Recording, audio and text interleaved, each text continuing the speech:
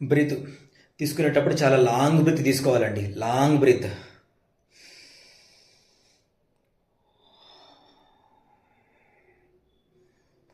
Long breath తీసుకొని అలాగే ఊపిరి బట్టి బిగబట్టి ఉండకండి, చచ్చిపోతారు.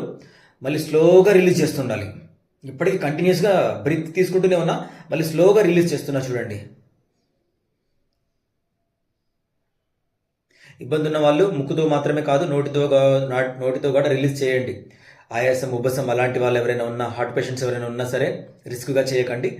స్లోగా నోటితో రిలీజ్ కూడా చేయొచ్చు, నో ప్రాబ్లం. బట్ తీసుకునేటప్పుడు మాత్రం స్ట్రాంగ్గా నోస్ నుంచి మాత్రమే తీసుకోండి బ్రీత్.